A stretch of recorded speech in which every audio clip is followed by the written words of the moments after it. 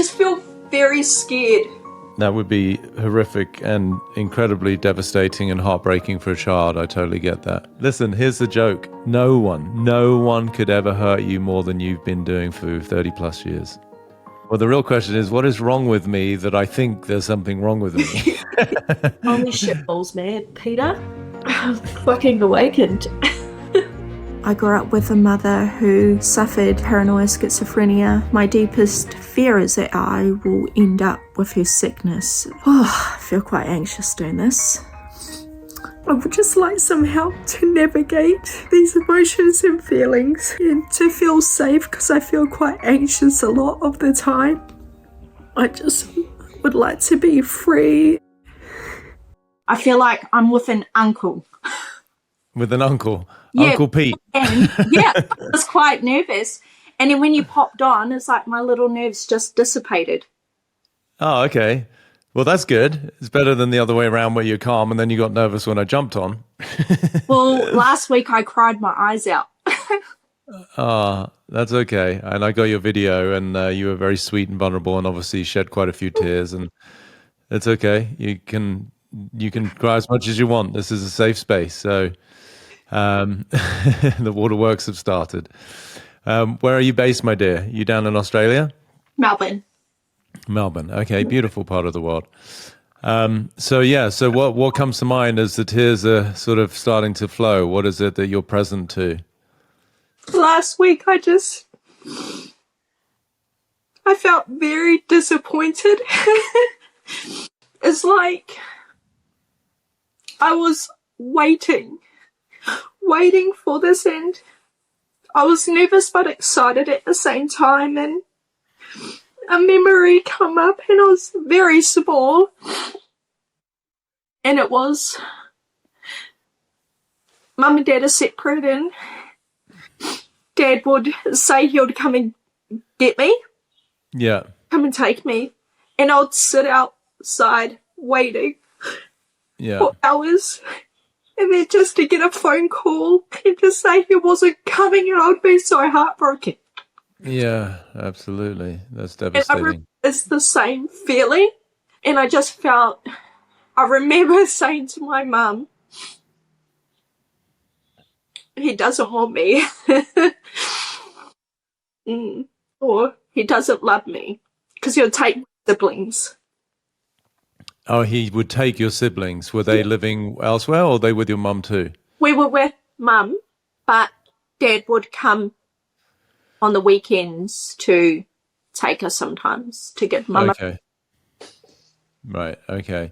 And so why was it that for whatever reasons he took your siblings but not you? Were there different days or? Not different days that I'm aware of. I'm not sure if there was an arrangement or anything.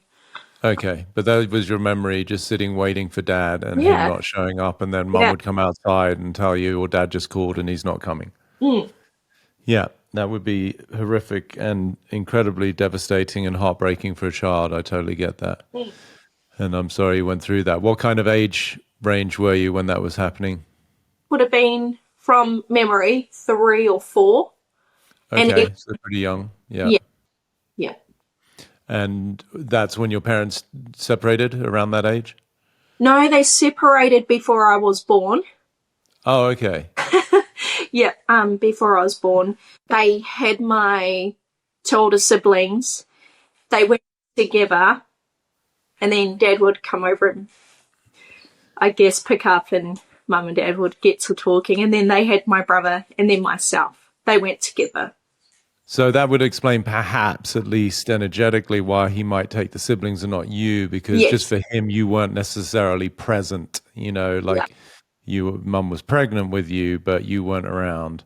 So he didn't really have a connection or a relationship. So, okay, that makes sense. And then more pertinently, in terms of my work with you today, it's really to look at, okay, what's Nicole's karma in this lifetime that had you create these circumstances, right? What is it that you're here to transcend as a soul? So that's a good piece of intel for me to understand one of the things you're up against. What would you say, because I know in your video testimonial that you sent to us, it was more It seemed more that you were concerned with the health of your mother and worrying about you potentially having some of the same conditions later. Yes. Is that still something that you deal with or worry about? It is, because funny enough, I've actually studied aged care. Okay. And now working in aged care, and I'm supporting people with dementia, Alzheimer's. And I didn't realize that I may be dealing with people that were going to have schizophrenia or other sort of illnesses. And so when I was reading some of the clients' personal stuff, I just get very panicky when I see the word. Certain words I actually get very triggered by when it comes to the mental health. And so it's almost like something says, I don't want that. For sure. That's clearly the reaction, right? But is dementia one of the strong words? What are the stronger words that trigger you? No, it'll be around mental health. So schizophrenia will, it's almost like, oh, I don't want that. I don't want to see it. So I will like read it, but it's almost like I go into like nervousness, so to speak. Even other certain words, like I was watching something on Instagram the other day and someone said something about spiritual psychosis, and that just sent me, I just felt like yuck. Yeah. Got it. Well, I work pretty quickly, and so what I'm already putting together is why you would have such a trigger around certain conditions like that. At least from my perspective, you will be able to confirm as we go into this conversation if that resonates with you. But it does make perfect sense based on what you were just sharing about, for example, your dad not picking you up, right? So I'm going to dig a little deeper here. So with regards to those conditions that you read or hear about and you get this sort of panicked experience, what is it, do you think, because you're obviously smart, that is going on when you read those words? What is it that's being triggered in you? What is the fear? Obviously that you might get them, right? That's the main fear. I mean, that was the video that you sent in about your mum. Okay, so aside from the obvious, which is, okay, well, I don't want to get them because that's no way to live life, right? That's a pretty miserable way to live. Yeah, for sure. Would you say there's some other fear associated with it? Not that I'm aware of. Okay, so tell us a little bit about what's going on in your life nowadays, like in terms of work, relationships, you married, you have kids. Tell us a bit about your life. So I have 2 sons. That's okay. And I have a lot of fear around potentially them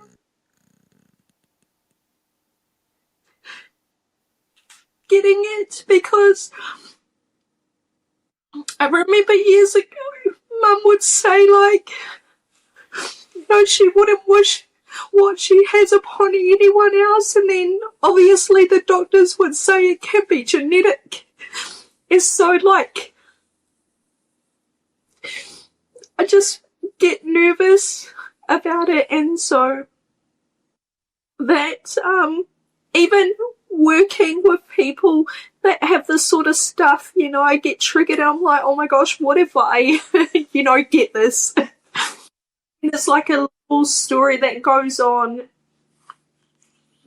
I just feel very scared. Yeah. No, I get it. It's very scary. Yeah. How old are your boys? 20 and 10. 20 and 10. Okay, so it's quite a gap. The same dad or with different dads? No, my oldest is to someone else, and then I met my husband when he was 3, so we've been together for 17 years. Okay, cool, beautiful. And you're still married? Yes. Okay, wonderful. And I'm sure he showed up as a great dad for your first son? Yes. Okay, beautiful. Well, he's a good man. Okay, so let's see how we can make this connection for you. So I'm going to make a bold assertion, which is it's not so much that you're worried about getting these conditions, whether it be, any form of psychosis or schizophrenia or any of this stuff that you read the words, you get triggered, you get upset. There's obviously this fear, as you said, being very scared that this is a legacy, right? The doctor's saying it could be genetic. So from your mum to you to now your sons, who you obviously dearly love and want to protect. So I get the fear component, but I want you to understand all of that right now is fictitious, right? It's imagined, it's speculative, it hasn't happened. So that's where you start to see the power of your mind in terms of imagination, where you're worrying about future events, worst case scenarios that haven't even happened yet. So if you can at least see that, you can start to have a little bit of responsibility for yourself in your emotional state and the way that you're experiencing life. Make sense? Yeah. Cool. So that's one part, but I think it plays very much a secondary role to the bigger pain point and fear and subconscious prison for Nicole, which is more around your dad. So let's go back to how you started this. You're obviously excited to see your dad. You're sitting outside waiting like any kid would, probably earlier than you're supposed to, just because of the anticipation of the joy of seeing your father, and then he never shows up, and it's really devastating and heartbreaking, right? Yes. So how long did that go on for? You said from about age 3 to what? Right up until perhaps I hit my teen years. Okay, so it was quite a while. Yeah. And I'm assuming during those, 9-10 years, he did actually sometimes show up, right? It wasn't always. For sure. Yeah. For sure. Okay, good. So he came sometimes, but for the times that he didn't, it really left a mark. Yes. So let's go back to what you said. What did you as a child make that mean in terms of your relationship to your dad?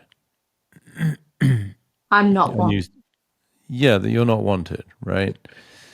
So let's just sit with that. So if the world you live within, and I really want you to understand, any of these subconscious constraints are like worlds, right? Like obviously you live in Melbourne, you're in Australia, you're on planet Earth. That's one world. But the world that we all live in is fundamentally based on the subconscious view we have of life. That's the ultimate, definitive world that we live in. So if Nicole's living in a world where she doesn't feel wanted, what is that like? What is that like to occupy that space? It's lonely. Very lonely, yeah. What else? I feel separated. Totally separated and isolated from people. And remember, really look through the eyes of a little girl, 3, 5, 7, like very vulnerable. You just want to be wanted by your own dad, and that's not your experience. Yeah. I just feel so sad. Yeah, very sad. And it is sad, for sure. How old are you now, Nicole? 38 this year. 38. Okay, cool. Where would you, if you can, see this I'm not wanted also show up? Did it ever show up with schools, bullies, boyfriends growing up? School. Yeah. How would it manifest there? I guess I always felt like I didn't want to go to school because we moved around with my mum. I moved around a little. And it was not hard for me to make friends, but I just always felt like no one would like me, I guess, when I was younger. Yeah. We moved around a lot, and so I would sort of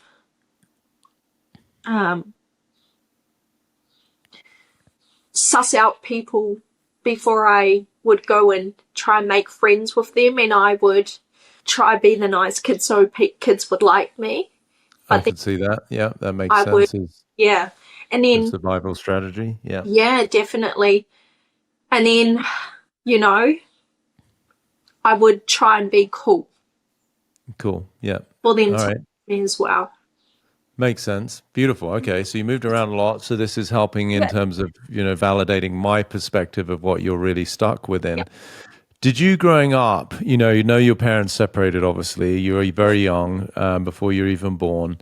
But oftentimes parents will share at an appropriate point, maybe not inappropriate for some, but to a kid of,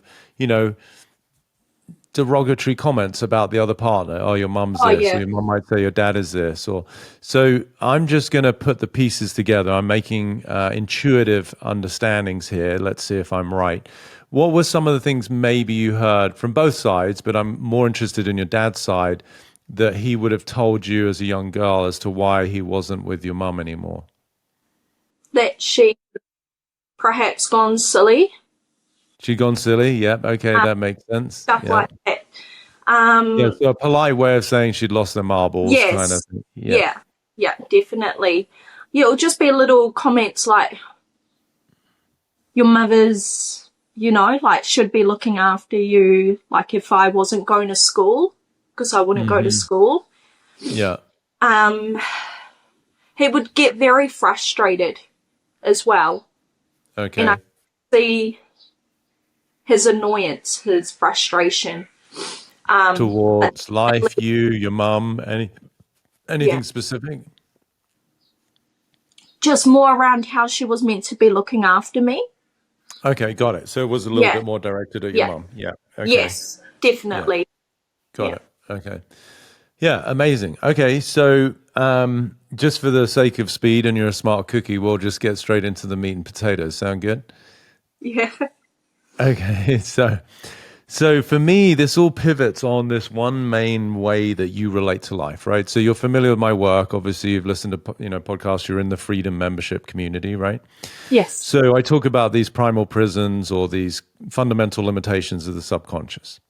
So you have the primary actor and then you have the supporting actor, right? And many of these prisons, that's how they function. We have one that really defines us and then one or two that help to just confirm it, and then they reinforce themselves. So really the Nicole that you are for yourself, like anybody, is based on these limitations, which is creating your suffering and why you reached out, which I'm happy to be here to support.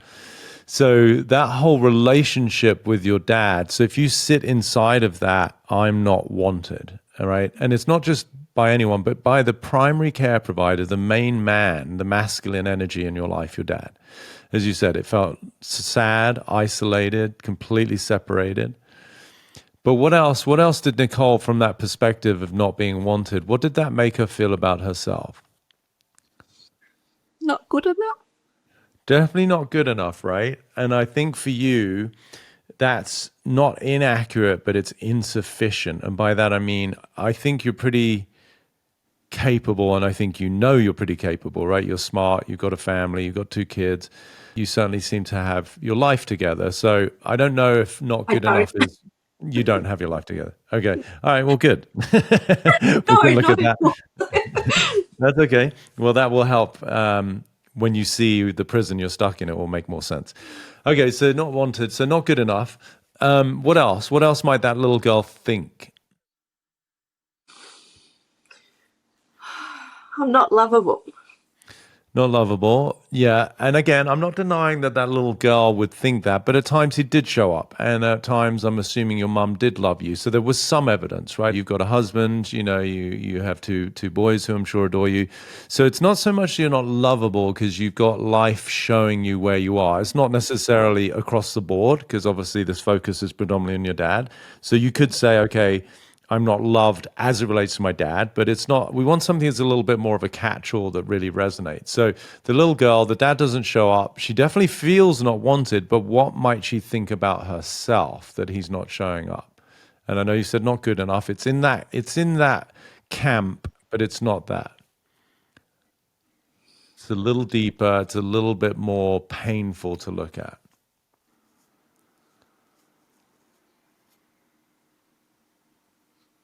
I'm bad. Yes, it's again, these are all bedfellows, right? That's the darker version of I'm not good enough. I just don't think that's how you felt because as you explained, when you traveled around, you would be the good girl, you would be nice, you would be cool. So you knew how to, even if it was a pretense, to at least come across as good. You weren't the kid selling drugs or beating shit out of other kids. That would be more a child who was bad would probably have those behaviors. So I see you as a very good girl. And in fact, that hurts even more when you're not wanted, right? Because you're like, well, hang on a minute. I'm a good girl. So you're in the area, and I'm just going to give you one more stab, and then I'll help you. So if somebody isn't wanted or something isn't wanted, what could we say about it? Why might somebody throw something or someone away? Because it's hurt. It's hurt. That's your experience for sure. But if you have something that no longer serves you, you throw it away. It's usually it's discarded is for sure. That's the feeling. But what's wrong with the thing you discard? There's something wrong with me. Yes. Just let that hit, because that hit, right? So you're sitting there waiting for your dad. He's not coming to get you. So for sure you feel not wanted. But then that kid is going to be left with her own thoughts. So why wouldn't dad come and pick me? There must be something what? Wrong with me. Yeah.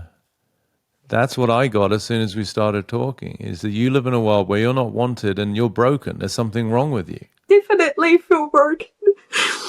Yeah. So now to make the full circle connection for you as to why you get triggered by whether you see it on Instagram or you hear it. And that's why I asked, did your dad ever say anything derogatory about your mum? Because that little girl has made the connection between a dad who didn't want the wife, right? He got rid of her. Meanwhile, you're the little girl feeling the same energy of disregard, not being wanted. And the way he speaks about your mum is, oh, she's gone silly, right? So then why wouldn't it make sense, to me, it makes perfect sense, that you would be so terrified about having the same thing as your mum? Oh, for sure. Why? Because what does that reinforce? That there's something wrong with me. And what happens if it's... I hear that little voiceover, what is wrong with me? No, it's okay, just stay with me. So if there's something wrong with you, though, the bigger fear is what? What did he do to your mum? He left her. He left her. And what did that little girl experience waiting?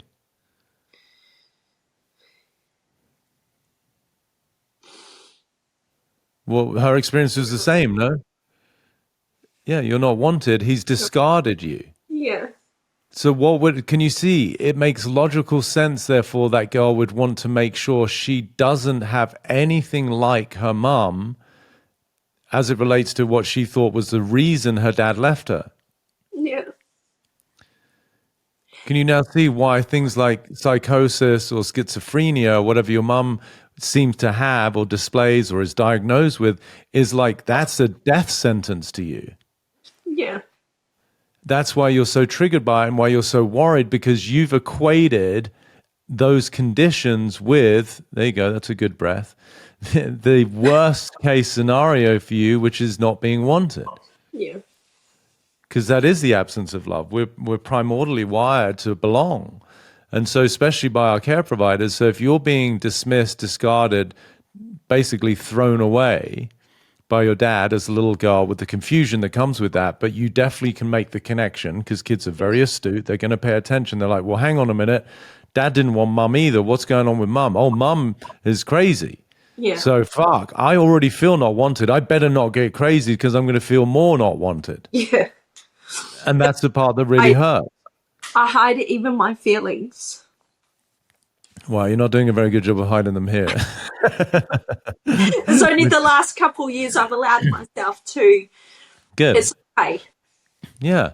Well, I'm grateful that you feel sufficiently safe that you can be vulnerable with us, because this is a safe space filled with love, right? And so I want you to be able to connect the dots of, wow, a little girl, at a very young age, younger than your youngest boy, was left.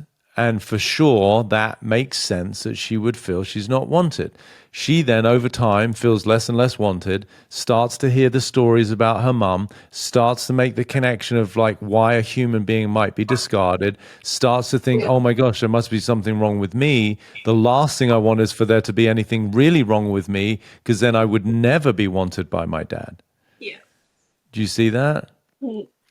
So that's why I said you've got the main actor and the supporting. The main actor is the fear of not being wanted. It's absolutely legitimate for a human being to worry about that, because we need our pack. We need our tribe to survive. And especially as a child, you're incredibly dependent. So living in the world of not wanted, we already know, makes you feel sad, isolated, separate. And then you compensate in all the ways you do, right? Be a good girl, be cool, try and fit in with the kids at the new school.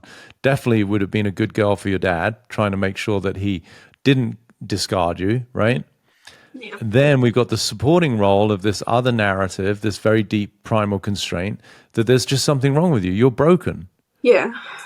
And I'm always aware. It's like I'm looking out for something. Of course. Well, you have to if that's who you are for yourself, right? If you are that there's something wrong with you or you're broken, Yes. then the mind is already oriented to look for any potential diagnosis to confirm that, whether it's medical professional or just from a buddy who says, Hang on. you're right. I'm looking for evidence. Yeah.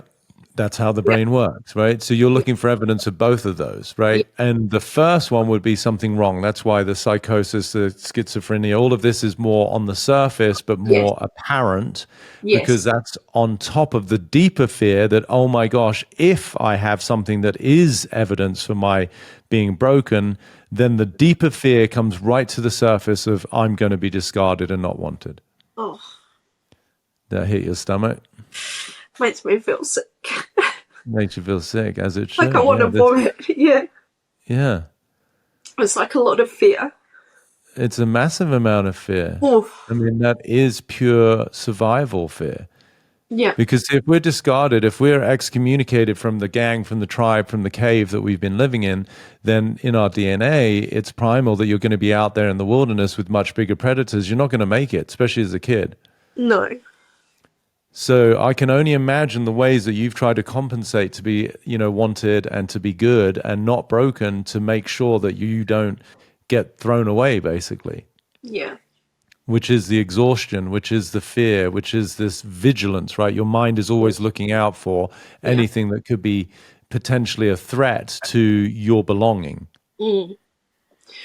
And especially if I'm with clients, I feel a lot of pressure, especially when I'm going to my job. So I just have this huge, it's like feels painful on my chest.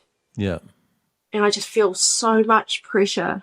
And at the end of the day, I'm so exhausted. Well, think about it. You have to be, because your energy, all of your effort, all of your resources of mind and emotion and behavior is being directed towards survival. What are you trying to survive? The fear that there's something wrong with you or someone might think there is, which leads to the ultimate pain for a human being, which is being discarded. That's your world. Yeah. Oh. Yeah. Not so much fun. No. That is so exhausting. It is exhausting. And now you're a mum, and I can only imagine the ways that you try to be the perfect mum for your boys and then the perfect husband, partner, because you want to be a great wife, and all of the extra pressure you put on yourself. All the while, what are you constantly reinforcing with those behaviors? What do you keep strengthening by trying to be the good person? You're not doing it consciously, but now that I've pointed it out, what are you actually doing? What are you strengthening? That there's something wrong with me. Right, yeah. Now, I just wanted to remind you to check out some of my life-changing offerings. For my 3.5-month deep dive with over 30 hours of theory and live coaching, all led directly by me, please check out my mastermind at petercrone.com/mastermind. And to join my freedom membership with over 100 hours of pre-recorded programming covering everything from anxiety to relationships, health, financial freedom, as well as recordings of all my live events and Q&As, please visit petercrone.com/freedom. And back to the conversation. It's amazing you're not on 20 medications. Yeah. Oh, I was. I fell off years ago, maybe 10 years ago now, or 8 years. I was on antidepressants, and it wasn't serving me because, but it's not until 4 years ago that I felt immense amount of pressure, and this is when I started this journey of asking myself, what is wrong with me? Yes, great. Well, the real question is, what is wrong with me that I think there's something wrong with me? right? A bit of a Zen koan. It's a mind twister. But anyway, we'll get to that. Okay, awesome. So we get the whole world that you've been living in, right? And the fact that it's really, really, the effects of you on time, the impacts have been massive, right? In terms of your health, your mental health, the fears, the terror, the exhaustion, all of it, the panic, the fact that you could be even watching something benign on Instagram that talks about psychosis and you suddenly go into panic. Yeah. That's right. Yes. Yeah. So can you see the connection between the importance to your brain and ego of not having a condition because it reinforces the deeper fear that then you're going to be discarded, you're not wanted? Do you see that connection? Amazing. Yes. Amazing. Awesome. Okay. So you live in Melbourne. Were you born in Melbourne? Where were you born? I was born in New Zealand. New Zealand. Okay, Kiwi. All right. So I'm going to take you through a little exercise which you might have seen in one of my, programs in Freedom. So if I was to cut Nicole open, am I going to find a physical manufacturing label, like literally physical metal, wood, plastic inside of you that says, Nicole, born in New Zealand, there's something wrong with her? No. I'm not, right? No. So then where does there's something wrong with you exist, or I'm broken? Where does that live? Because it's obviously defining your reality. In my head. In your head, exactly. What we could call your mind, part of your subconscious programming, right? Yes. So basically it's in that arena, of the mind, the brain. And what is it made up of? I'm not, there's something wrong with me or I'm broken. What is that? Words. Is it blood? It's words, correct. It's just words. Yeah. Okay, so Nicole, you're a smart cookie, so just stick with me. So if it's just words, literally sound, like I'm broken, there's something wrong with me, it's literally vibration, right? If it's just words inside your head, your mind, is that a truth, yes or no, of who you are? No. It's not at all, is it? It's kind of comical when you break it down that way. Right. So there's no evidence for the fact that there's something wrong with you or that you're broken other than the perspective, which is a view you've had of yourself. We'll start to put it behind you, past tense, that you've had for 3+ decades, that there's something wrong with you is literally just a perspective. It's not a truth. Yeah. However, you start to see how powerful a perspective is because it's defined the way you view things, feel about yourself, the things you look out for, the fears you have, even the consideration for your boys and the fact that doctor said it's genetic, blah, blah, blah. Do you see it all becomes so amplified? Yeah. But it's not a truth. Like literally, there is nothing broken about you. No. So now, if you could really, with me, what I call a double negation, there's nothing wrong with you, literally nothing wrong with you, other than, the normal crap that we all have as humans that we could say, none of us are perfect, but there's nothing wrong with you as a statement. If that's gone, right, so now we're going to rely on the same imagination that created all your terrors and fears over a lie, because it's a lie that you're broken. So now I'm still applying the same principles of imagination, but there's nothing wrong with you. What would Nicole feel if you knew literally at every cellular level of your body there's nothing wrong with you? How might that feel? Free and light. Yeah. What else? Calm.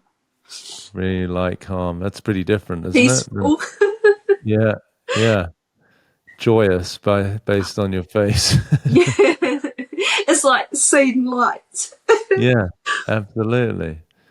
Isn't that beautiful? And I want you to consider, my dear, that is a truth. Now, we could argue it's still a narrative, it's still a conversation. But what I know for sure as a truth is that you're not, that there's something wrong with you, right? So it's the absence of the lie. Yeah.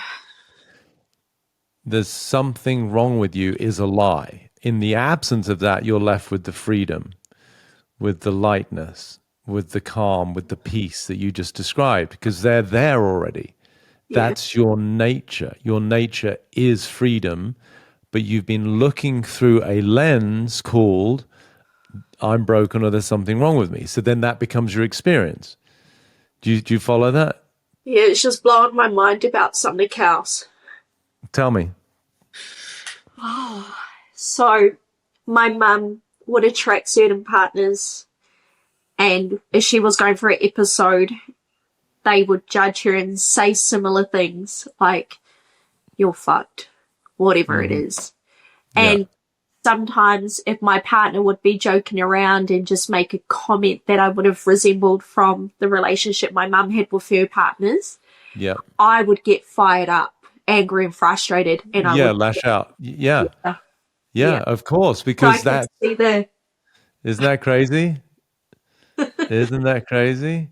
Yeah, so listen, beautiful that you could see that. And that is an appropriate reaction for somebody who's living in the terror. It's not just fear. it's Terror that you're broken or something wrong with you. So when you get that stimulus from the outside, a partner, a boyfriend, or whoever saying it, it's actually pressing the thing that you're already believing. yeah.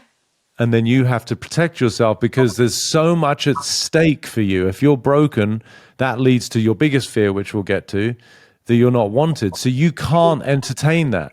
Yeah. Isn't that crazy? Yeah, because she used to attract abusive partners. Well, she had to confirm everything. That's how the brain and our subconscious patterns work. We attract the energetic frequencies that we occupy. Isn't that wild? Yeah, and I always told myself I would never do that.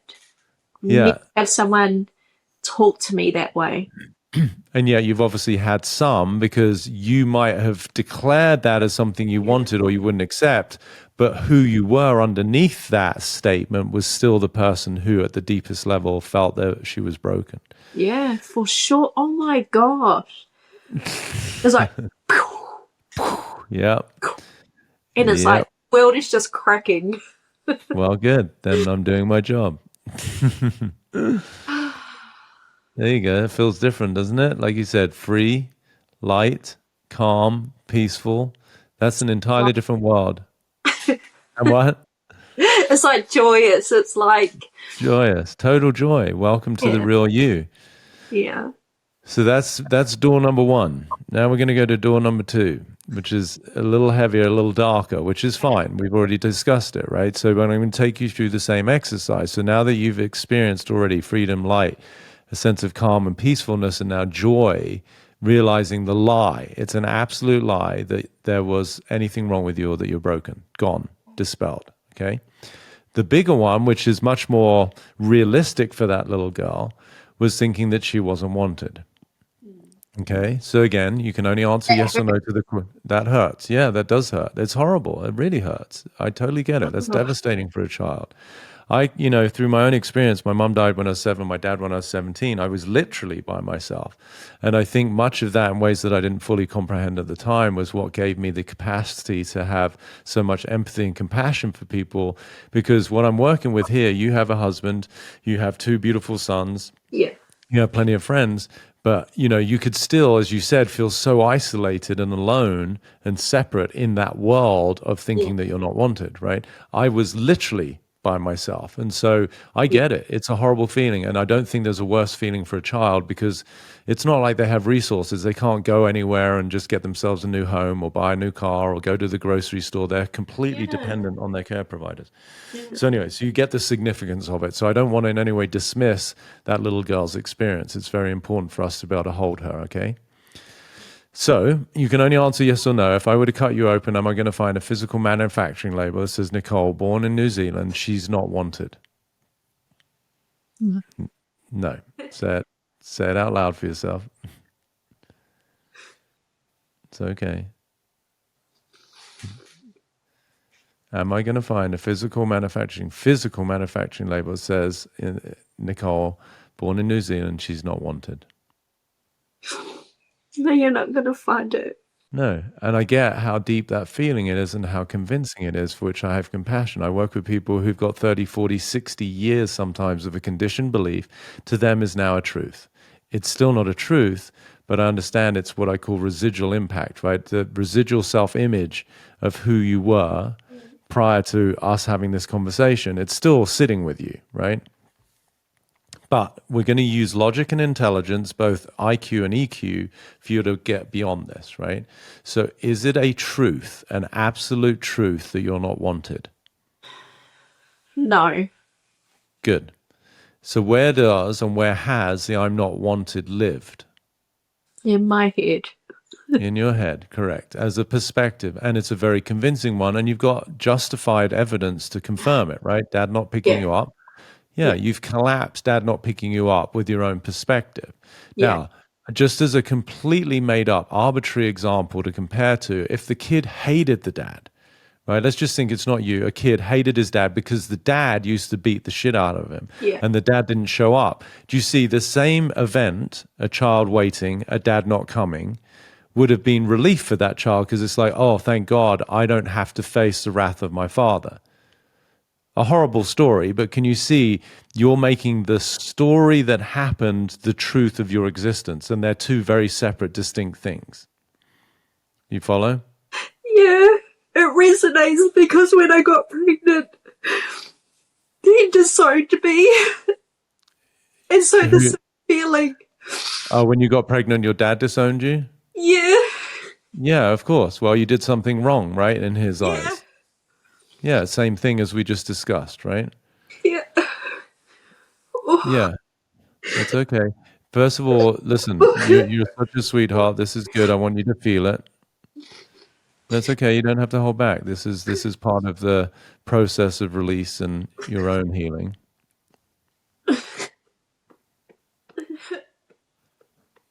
How old were you? You must have been like, what, 18? You were young, right? I was young. I was 16. 16. Okay. Yeah. Oh, your son's 22. I thought he was 20. Okay, right. 16. Yeah. So for your dad, that was just a taboo, right? That was not cool. So here you are. And it makes sense energetically. Listen, to regards to the masculine, think about this. A girl who wasn't wanted by the primary masculine in her life, her dad. I'm going to guess you obviously at a pretty young age found comfort and some sort of attention from boys.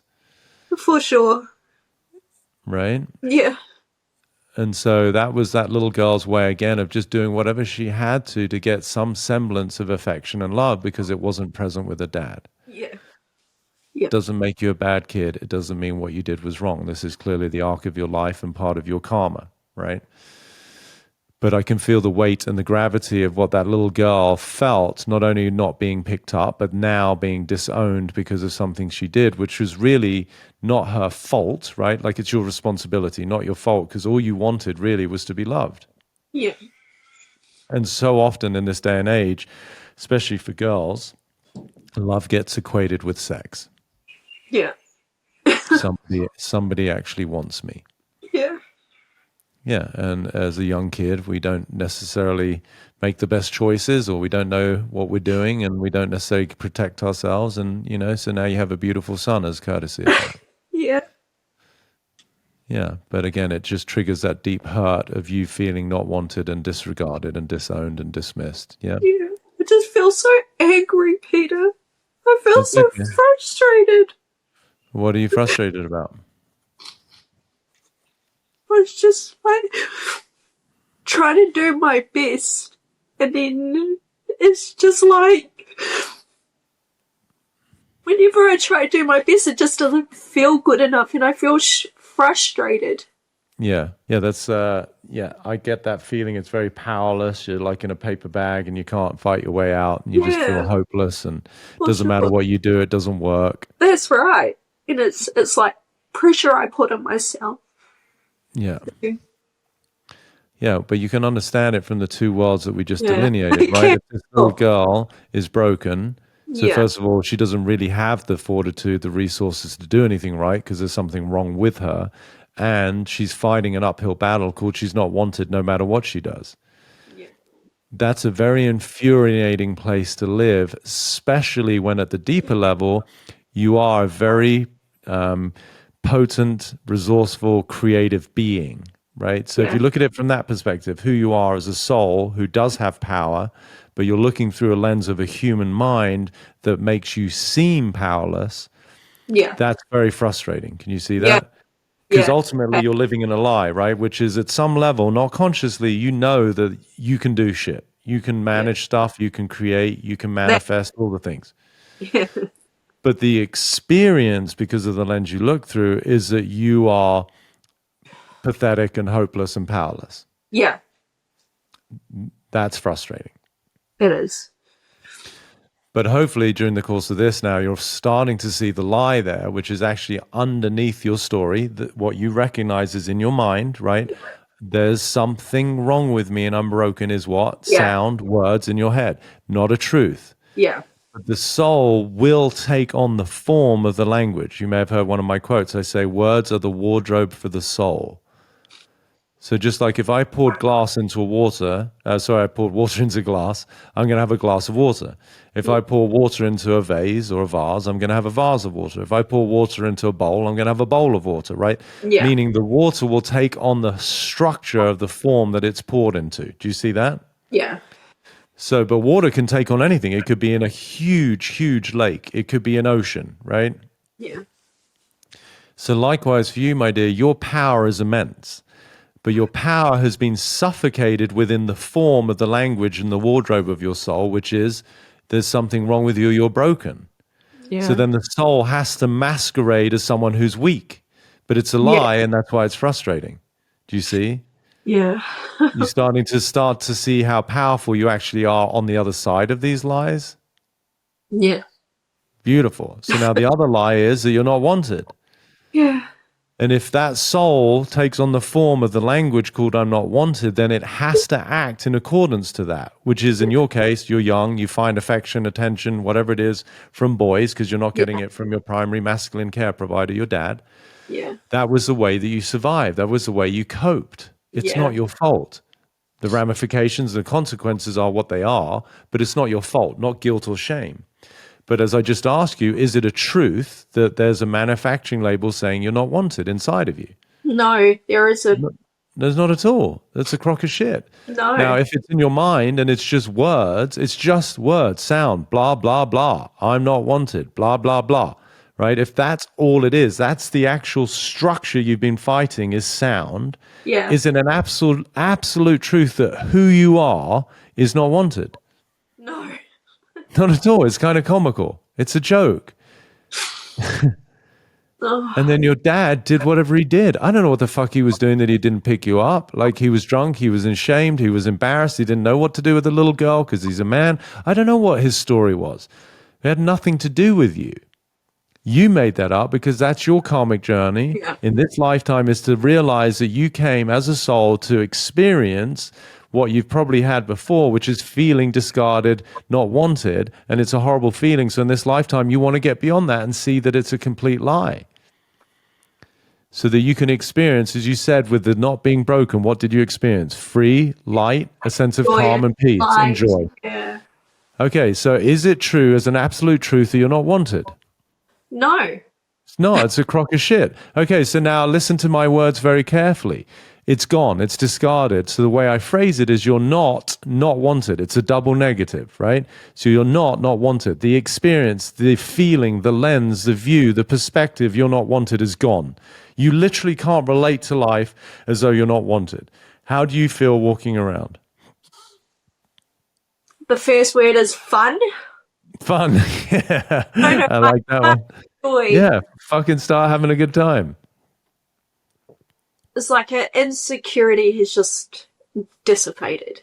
A big curtain has been lifted off. I feel like awakened. It's like just fucking awakened. That's your new mantra. I'm fucking awakened. And I'm going to have some fun. Yeah, it is a dissipation. And this is why my quote, again, I say I don't solve problems, I dissolve them. See, here's the catchphrase and here's the bottom line, Nicole. I'm able to do what I do because I know there's nothing wrong with you or anyone else. What I'm able to do is articulate, discover, and help you see the lie that's in the way of that. The lie was, there's something wrong with you, you're broken, and you're not wanted. Both complete, utter lies. In the absence of the lie, you're left with the truth, which is, to use your words, you're free, you're light, you're calm, you're peaceful, you're joyous, and now you're fun and fucking awakened. That's you. Fucking awakened. Yeah. That's a different world to live in, though, isn't it? Yeah. Isn't that beautiful? Yeah. There's something else.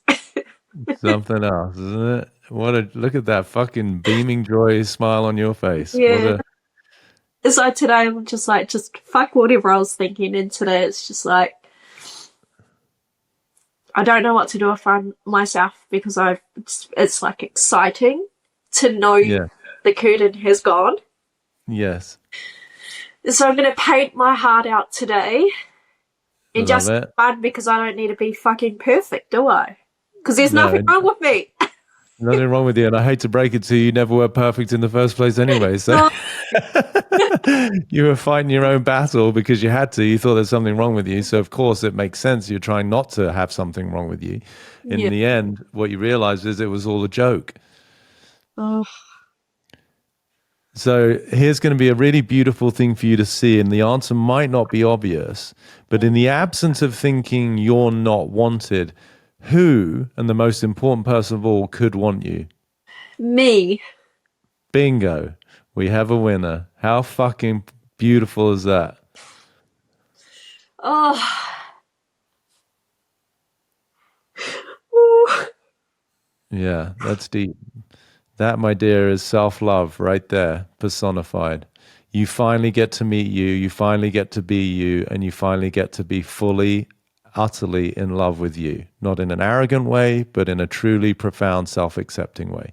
And other people can think what they want. We don't have to be mean about it. We don't have to be dicks about it. But let people have their opinion. It's okay. I'm cool being me. I'm pretty epic. And you're definitely fun. And you can let them know that you're also fucking awakened, although people might not take that. So I'm fucking awakened. yes. So take your fucking criticism and take a hike. Oh my gosh, yeah. That's right.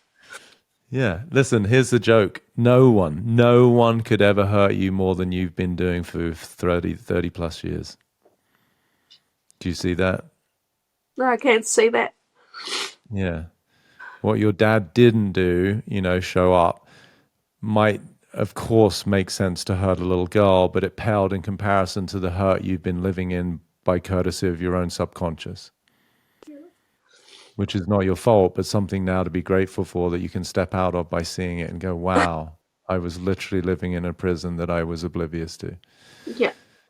The exhaustion, the failures, the disappointments, the anger, all of that associated, and now it can all just be let go of. Nothing wrong with you, and you're not wanted. My back pain's gone. Yeah, things like that tend to happen like magic. Yeah, isn't that cool? So now it's just relaxed. Yeah, isn't that beautiful? I've had it for a couple months. Yeah. Now well, that's the weight of the world on your shoulders, which eventually is going to cascade through your physiology and put a lot of stress on the spine. Yeah. And now you don't have to fight the world anymore because the world that you were in was made up based on your own words, which you've now realized aren't truths. No. They're powerful, but that's how powerful you are. So imagine if you declare who I am, to use your own words. Who I am is free. I am light. I am calm. I am peaceful. I am joyous. I am fun. And I am fucking awakened. I'm fucking awakened. That's a very different human being, isn't it, to the one we met? And that was less than an hour ago. Breathe. Yeah. Doesn't it feel good to take deep breaths like that and just let your body relax? Oh my gosh, what am I going to go do today? Yeah, that's often the question, because now you don't have to survive. You get to just live. Yeah, and not fight. Worry about what I'm going to do. Yeah. Especially for my family, it's me to enjoy me. Yeah. Well, your husband just got a new wife. Your son's just got a new mum. You just got a new you. And the world just got a lot more fun and a lot less suffering, which is what I'm committed to doing, helping people, as you know, because of this podcast, find freedom. Thank you, Peter. Thank you for being such a trooper and a sport and letting us in your world. It's really beautiful to see. It never gets old. However many times I've done this, thousands and thousands of times, to see a human being step out of the constraints of their own subconscious and discover freedom. I didn't want you to see how fucked up I was. That's why I got nervous. Well, But because that makes, there was something wrong with me. there you go. So you're a smart cookie. Now that perspective that you had Yeah. towards me was Yes. not my view, but your view Yeah. based on it. It makes sense thinking there was something wrong with you. Of course you would be I worried didn't what want you to people think. see that part of me. No, you've No. fought for 30 plus years hoping people Yeah. wouldn't see it, all the while reinforcing the fact that it's true, and it's not. Yeah. Isn't that crazy? Oh. Yeah, now you know why people drink so much and they're on fucking medications because they're living in hell. Well, I used to drink quite a lot, and I haven't in the last couple of years, is because I just didn't want a hangover anymore. Yeah. Well, now you get rid of also the emotional and the psychological hangover that's been there for 3+ decades, which is beautiful. Oh my god. Oh my God. A lot more fun about Holy to shit happen. balls, man. Peter? I wish we had more of you in this world, Peter. Well, that means a lot to me, and we're hopefully doing that by virtue of things like this where millions of people can listen, because I promise you there are literally millions of people who have the same stories, at least one of them, if not both, thinking they're not wanted, and you just help people find themselves and wanting of themselves, no matter how they were raised, what people said, what their parents did or didn't do. And that, my dear, is your gift to the planet. I can see that now. Yeah. Isn't that beautiful? Thank you so much.